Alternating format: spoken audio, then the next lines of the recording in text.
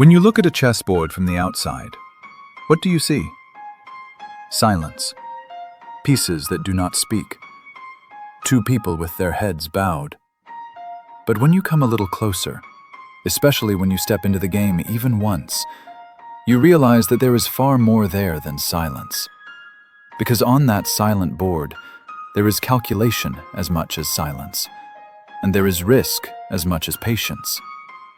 And sometimes, the quietest moments turn into the moments when the biggest mistakes are made.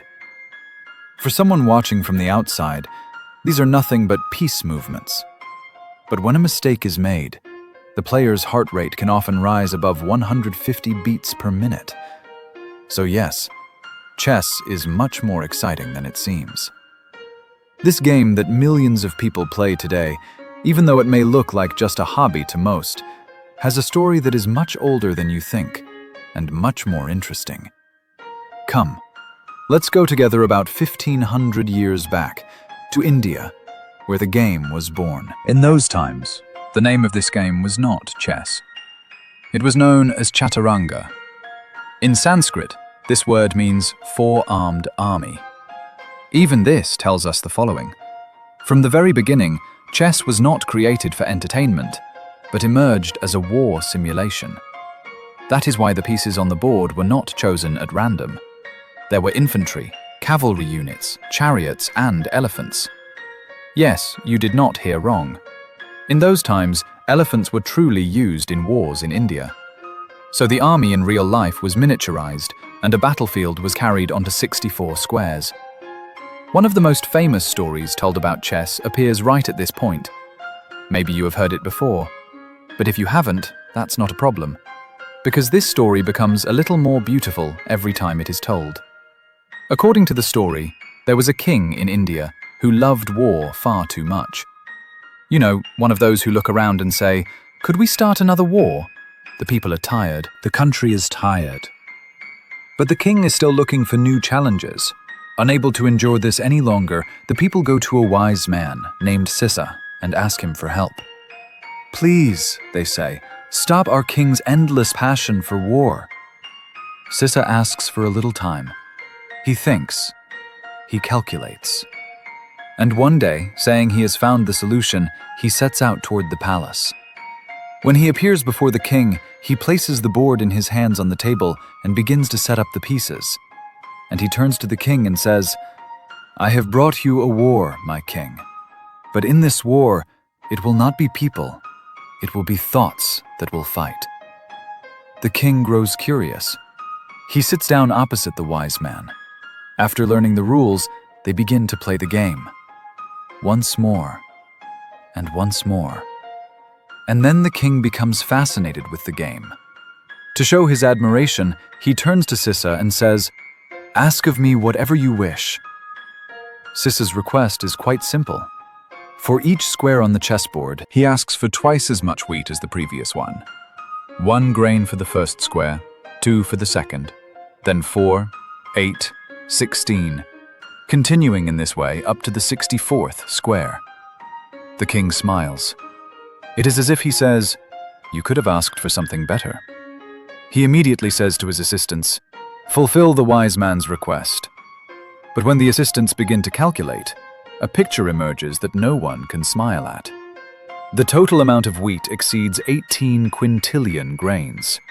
So forget the palace, forget the country. It becomes clear that it is an amount of wheat that even the world cannot provide. This story has been explaining for centuries why chess is a game of the mind. In time, the game spreads throughout all of India. Then it continues its journey. First, it goes to Iran. Its name becomes Chaturanga. Then the Arabs learn this game. The name changes a little more. It becomes shatranj. And it passes into Europe through Al-Andalus, but it is not met with the same interest everywhere it goes. In medieval Europe, the church, because it was widespread in the Islamic world, bans this game. It even threatens to excommunicate those who play. But people do not give up. They continue to play in secret. They even make chessboards that look like books in order to hide chess. From the outside, it looks like an ordinary book. But inside it, knights, bishops, and queens wander. With this period, chess is no longer just a game. It becomes a value that must be protected. As the centuries pass, the game also changes, especially in the 15th and 16th centuries. The queen becomes stronger. The bishop begins to go long. The game speeds up. This period is called the Romantic Era of chess because everyone aims for attack.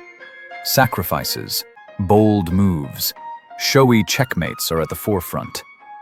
One of the brightest stars of this era is Paul Morphy. At a young age, he goes from America to Europe and defeats everyone who stands in his way.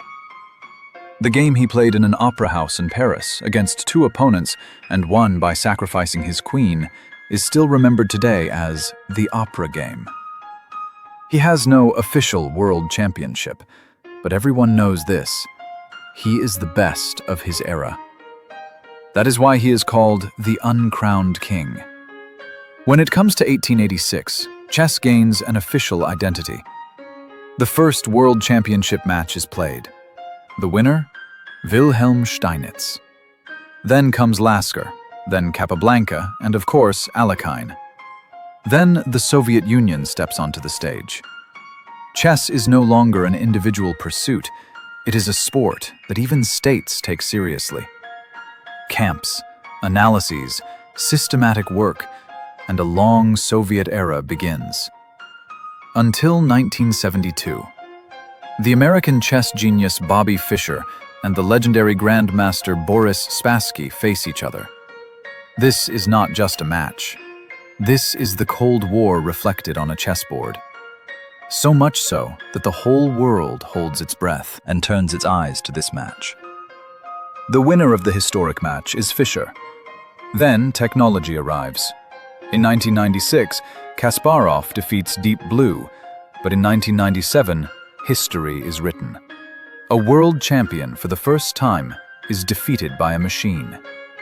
Today, computers are far stronger than humans, but still, it is humans who sit down at the board. Because chess is not only about winning, it is about making decisions on 64 squares. Some are cautious, some are bold, some calculate, some feel. And every game tells the person who plays it. Perhaps that is why chess has managed to survive for 1,500 years, because sometimes life is like chess. Every move is a decision. Moves cannot be taken back, but a new beginning is always possible.